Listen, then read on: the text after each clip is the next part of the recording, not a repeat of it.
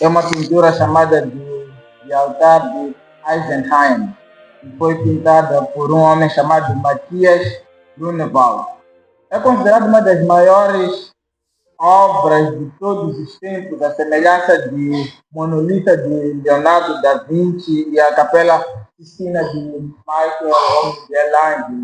Mas ela é muito menos famosa que essas duas que eu mencionei aqui. No entanto, para entendermos essa pintura, não precisamos ser especialistas em arte, como é necessário ser para entender Monolita ou a Capela Sistina. Para entendermos essa pintura, só precisamos entender a dor humana. E ao olharem para essa pintura do século XVI, vocês não veem ali um Jesus sereno, uma crucificação limpa, uma crucificação higienizada, como muitas representações artísticas tendem a ilustrar. O que vocês veem é um corpo retorcido, coberto de feridas abertas e com um tom de pele acinzentado, de morte, e mãos que parecem gritar agonia. Mas há uma razão para esse realismo brutal. Naquela época não havia hospitais como os que temos hoje. Esta obra foi pintada para ser colocada na capela de um hospital que era gerido por monges, onde monges cuidavam de doentes terminais, pessoas que sofriam de uma doença terrível na época chamada de fogo de Santo Antônio. E essa doença causava convulsões, feridas abertas e por todo o corpo havia, portanto, uma dor insuportável na pele. E agora eu quero que vocês imaginem estes doentes. Eles entravam na capela arrastados e alguns deles até dando seu último suspiro. Seus corpos estavam feridos e provavelmente sentiam-se abandonados e talvez estivessem a perguntar: será que Deus realmente se importa? Será que Ele sabe o que eu estou a sentir na pele? E quando eles olhavam para o altar, o que eles viriam não era um Deus distante. Matias queria que eles vissem um Deus que tinha as mesmas feridas que eles tinham. Eles viam um Cristo que não estava apenas a morrer por eles, mas estava a sofrer com eles. E este é o nosso ponto de partida nesta sexta-feira de sombras. Muitas vezes, quando a vida nos coloca debaixo da prensa, nossa maior dor não é apenas o sofrimento em si, mas a sensação de que Deus está indiferente, ou às vezes é imune à nossa agonia. O altar de Eisenheim recorda-nos que Getsemane e na cruz, o Criador do Universo decidiu que não deixaria a humanidade sozinha. Ele entrou na nossa conclusão, cobriu-se com a nossa terra e permitiu que o seu corpo fosse esmagado. Matthias Grunewald queria que quando aqueles doentes entrassem e olhassem para o altar, eles dissessem: aquele homem ali na cruz tem as mesmas feridas que nós temos. Aquele homem na cruz não está longe, ele está aqui comigo, no meu esmagamento, na dor que eu sinto na pele. E este altar era uma mensagem visual de que Jesus não veio para nos dar a explicação teórica sobre a dor. Ele veio para se tornar a azeitona que é esmagada no lagar, cobrindo-se com a nossa própria carne ferida, para que nunca mais tivéssemos de sofrer sozinhos. Hoje, ao apagarmos cada uma das velas, aqui entramos nas sombras. Eu convido vocês a olharem para o Cristo que está ferido. Se é que sentes dor na tua alma, se é que te sentes encurralado e às vezes sitiado pela dor, como Jesus mesmo dirá que está, saiba que não está sozinho. Saiba que não está perante a um Deus que apenas observa o teu esmagamento. Estás perante a um Deus que Ele mesmo se fez azeitona moída no lagar para que das suas feridas pudesse brotar o azeite que cura as tuas feridas. Por isso, não fujamos da dor, mas sentemos-nos diante dela com Deus que também sofreu. Estamos nas horas mais densas e sagradas da nossa fé. Quando olhamos para o calendário bíblico, a quinta-feira santa, a noite, o dia que antecede a sexta-feira da crucificação, é um dia de muita pressão, uma pressão avassaladora para Jesus. Num curto espaço de tempo, vemos Jesus atravessar a última ceia, a traição de um amigo, a negação de outro amigo, e finalmente uma agonia solitária no jardim de Getsemane. Quando observamos Jesus nesta noite, a sensação que as Escrituras nos transmitem é que ele está à beira de um colapso total.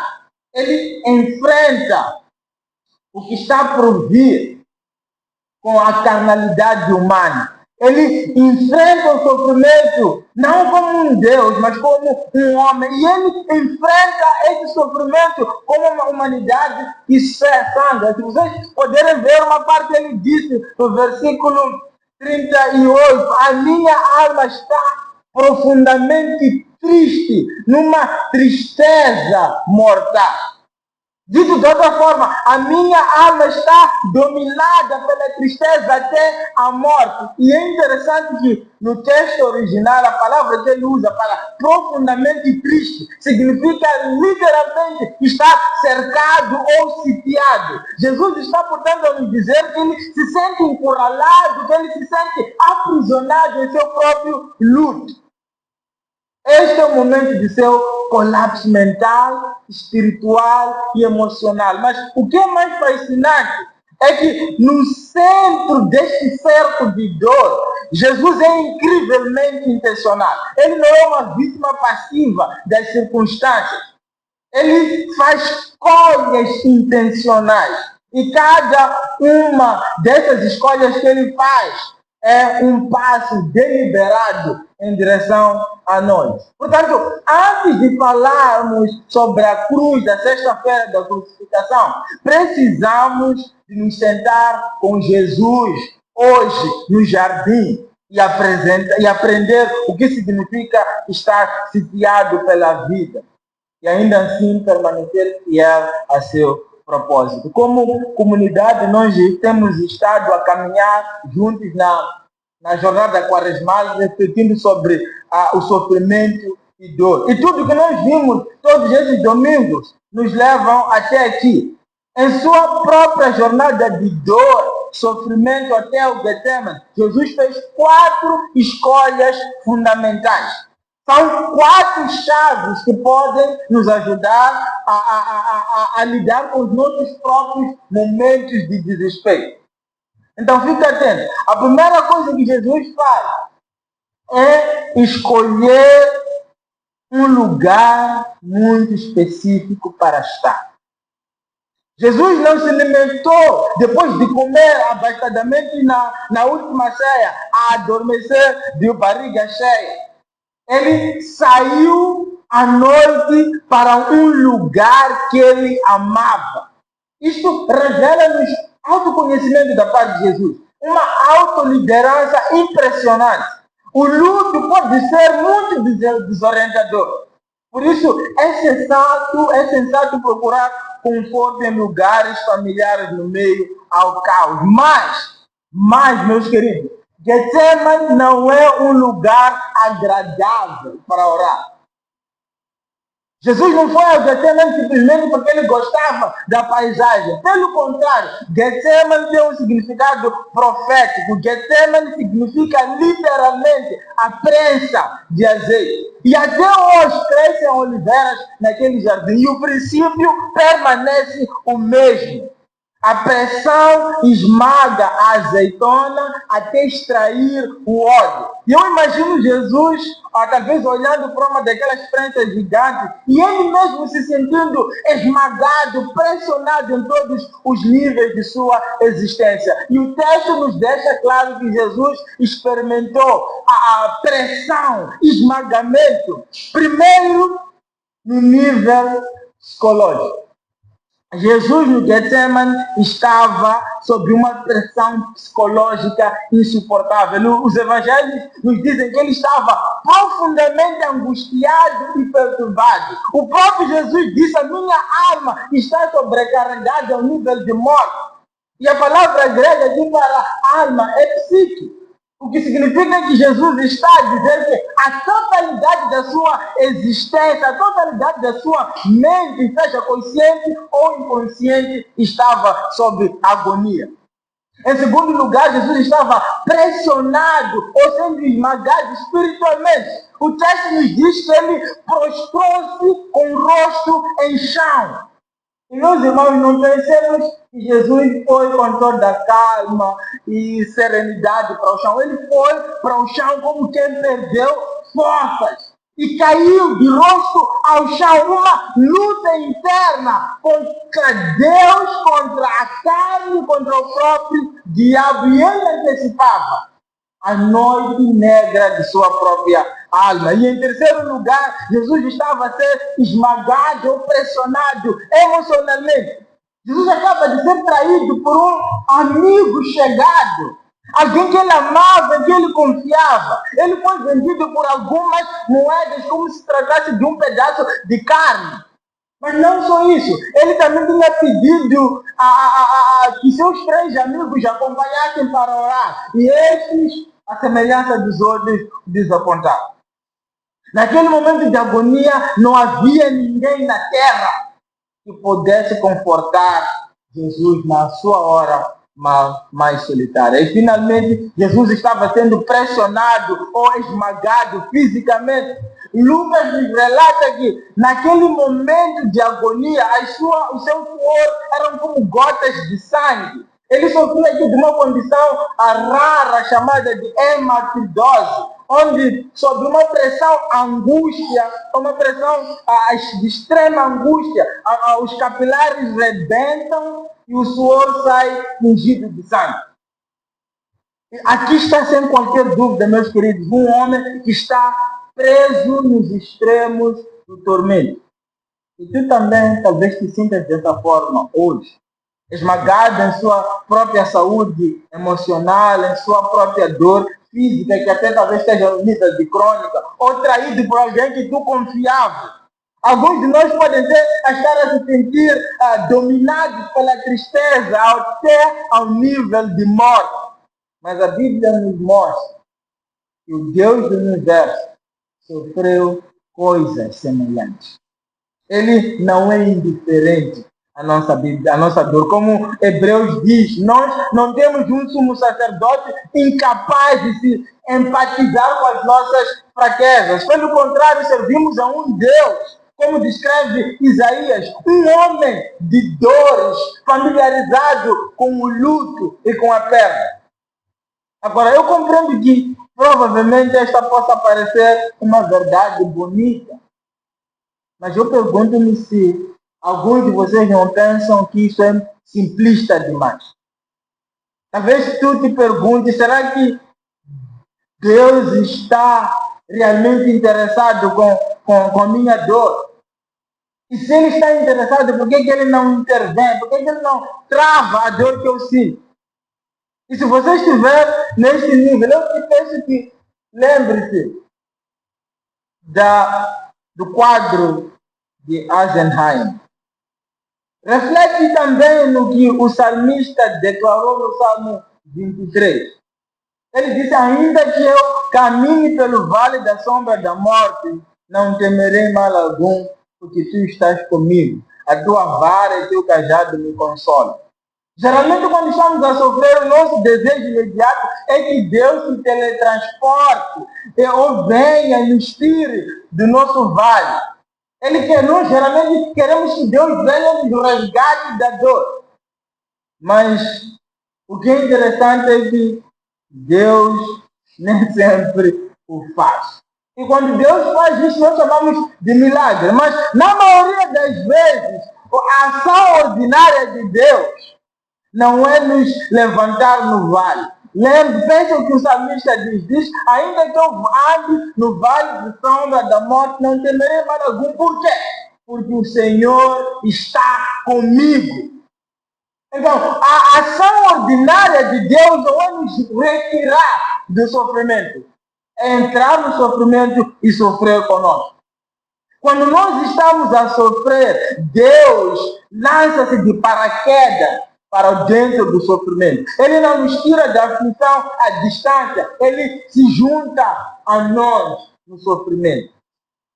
E o altar de Eisenheim mostra exatamente isso. Um Deus que não ficou imune na sua glória, mas que mergulhou na nossa sujidade, na nossa dor. E Ele prefere habitar no vale conosco a deixar-nos caminhar sozinhos. A consolação, portanto, não vem da ausência do vale de Deus, mas da presença daquele que caminha ao nosso lado, sentindo cada pedra, cada sombra, como nós sentimos. A primeira coisa que Jesus fez foi escolher um lugar muito específico para estar. Mas isso não foi a única coisa que ele fez. A segunda coisa que Jesus fez foi que na hora mais negra da sua vida, Jesus procurou cuidadosamente pessoas específicas para acompanhá-lo. Ele queria os seus 3 melhores amigos ao seu lado. E ele torna-se extremamente vulneráveis a eles, confessando o que estava a sentir. Lembre-se que Jesus não falou que estava angustiado a todo mundo. Ele chamou apenas 3 amigos deles e disse: amigos, estou mal. A minha alma está profundamente angustiada ao nível de morte. E ele se deixa vulnerável aos seus amigos e pede o seu apoio. Eu sei que na minha própria vida, quando me sinto sobrecarregado, a tentação mais forte é de isolamento. É fingir que está tudo bem para não incomodar ou manter aparências de força. Mas estudiosos dizem que não há maldade nenhuma, ou não existe vergonha em nos sentirmos inadequados, ou nos sentirmos fracos. Vezes há que precisamos dizer uns aos outros que não está tudo bem. E meus queridos, está tudo bem e não está tudo bem. Não precisamos fingir que somos super-homens, porque não somos. O próprio sustentador do universo diz: a minha alma está angustiada ao nível de morte. E não precisamos fingir que está tudo bem quando as coisas não estão bem. Jesus mostra-nos aqui de forma prática que como evitar apoiarmos os nossos amigos, partilhando honestamente a nossa dor e pedindo ajuda deles, sem medo de sermos vulneráveis. Agora, existe uma pesquisa que mostra que as pessoas que têm companhia têm a tendência de ser mais resistentes ao sofrimento. Uma universidade nos Estados Unidos fez uma pesquisa que mostrou os benefícios terapêuticos da companhia. Eles levaram voluntários, eles colocaram numa sala, eles disseram: coloquem os vossos pés em um balde de água gelada. As pessoas que aguentaram mais tempo com os pés no balde de água gelada eram aquelas que tinham um amigo com eles na sala. Os que estavam sozinhos foram os primeiros a desistir. O que significa, meus amigos, que há um tipo de força na companhia, há um tipo de resistência que surge, um tipo de resiliência que há quando estamos na presença de um companheiro. Mas é importante nós repararmos um detalhe: Jesus não se abre indiscriminadamente com toda a gente. Naquela noite, Jesus escolheu falar das suas vulnerabilidades apenas com um grupo de pessoas que ele confiava. Apenas 3 pessoas que ele confiava. E há uma lição para nós aqui. Não precisamos ser vulneráveis com todo mundo. Não confunda as redes sociais com a amizade real. Abra o teu coração apenas para pessoas em quem sabes que podes confiar. Prioriza os teus amigos de verdade e escolhe a vulnerabilidade no círculo certo. E verás que o peso do teu vale se torna muito mais suportável quando não estás sozinho. Para além de escolher pessoas específicas, Jesus, depois de reunir seus amigos, foi um pouco mais longe e caiu com o rosto em terra, orando. Existe uma tentação perigosa quando atravessamos os problemas ou problemas da nossa vida. Muitos de nós ou nos isolamos ou nos abrimos para os nossos amigos. Mas os nossos amigos são essenciais. Eles são o paraquedas que Deus usa ou envia no vale. Mas no final das contas, nossos amigos são insuficientes. Há um nível de angústia que só pode ser processado na intimidade vertical. Uma única palavra do próprio Deus. É por isso que Jesus, para além de confiar nos seus amigos, ele foi e orou. Então nós, depois de partilharmos as nossas lutas com os nossos amigos, com a nossa comunidade, precisamos lançar-nos totalmente sobre aquele que tem o poder de sustentar o universo. O apóstolo Paulo compreendeu isso profundamente ao escrever. Dizia o apóstolo Pedro, não Paulo, lançai sobre ele toda a vossa ansiedade, porque ele tem cuidado de vós. E não se trata aqui de uma oração ritualista, mas de um desabafo profundo e verdadeiro. É apresentar a Deus todas as situações, como disse o apóstolo Paulo. Orai sobre todas as coisas. É a promessa de que Deus não há de necessariamente remover todos os nossos problemas, mas Ele há de nos dar uma paz que muitas vezes ultrapassa o entendimento. E é essa paz que funciona como um sentinela que protege a nossa mente e o nosso coração, mesmo quando o mundo à nossa volta está desmoronado. E a última chave que Jesus nos aponta aqui é que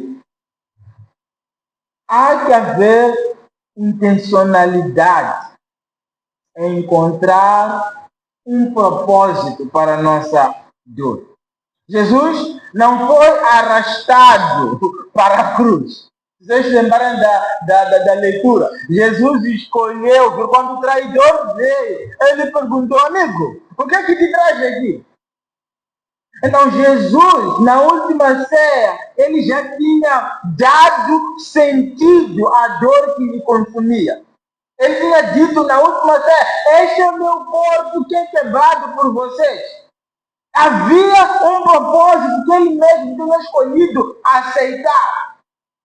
Hebreus nos diz que Jesus suportou a cruz e desprezou a vergonha por causa da alegria que lhe estava proposta. O sofrimento dele foi terrível, mas não foi arbitrário. Jesus escolheu intencionalmente o propósito que havia sido dado à sua dor. Mas eu sei que vocês podem estar a pensar, é fácil falar do propósito da morte de Jesus ou do sofrimento de Jesus. Ele é o Salvador do mundo, afinal de contas. E é fácil atribuir um sentido para essa morte. Mas o que dizer daquele sofrimento que não tem motivo ou causa aparente? Quando um bebê, depois de 9 meses, morre no ventre da sua mãe, ou quando um acidente ocorre que dizima a família toda. Como encontrar um propósito numa situação dessa? A verdade, isso é fundamental, meus amigos. Nem sempre existe um propósito para a dor. Mas nós podemos encontrar um propósito apesar da dor. Nem sempre haverá um propósito para a nossa dor, mas nós temos de intencionalmente encontrar um propósito apesar da dor. E com isso estou a tentar dizer que o propósito não causa a dor. Mas o propósito ajuda-nos a garantir que a tragédia, que a dor e o sofrimento não tenham a última palavra. Encontrar o propósito para a nossa dor é uma forma de transformar aquilo que é feio em algo belo. É um realismo obstinado que diz, através da oração, não deixe que o sofrimento me esgote, não deixe que a dor tenha a última palavra. Eu vou encontrar um sentido nesta loucura. Alguns de vocês já me ouviram falar de Viktor Frankl, que é um psiquiatra que sobreviveu aos campos de concentração nazista na Alemanha. E ele percebeu que aquelas pessoas que sobreviveram ao Holocausto simplesmente sobreviveram porque elas tinham atribuído ao seu sofrimento uma dor. Ele disse que para suportar o inferno na terra era necessário encontrar significado. Aqueles que não tinham esperança de nada, geralmente morriam mais cedo. Aqueles que não tinham motivo para continuar a viver, perdiam a esperança. Contra Nietzsche e Freud, Frankl argumentava que o motor principal do ser humano não é poder nem prazer, mas o desejo por sentido. Mesmo quando não podemos mudar a situação, podemos mudar nossa relação com ela. Agora eu quero que pensem no azeite da época de Jesus. O azeite na época de Jesus não servia apenas para cozinhar. O azeite era fonte de luz para os candeeiros, o remédio para as feridas e a unção para os reis. Mas nada disso seria possível se a azeitona não for esmagada até a ponta. Sem a pressão intensa e a destruição de algo bom, não podia haver algo melhor. E naquela noite no Getsemane, Jesus estava a ser esmagado para se tornar a luz do mundo, o curador das nações e o rei dos reis. O esmagamento dele produziu o azeite que hoje ilumina as nossas trevas e cura as nossas feridas.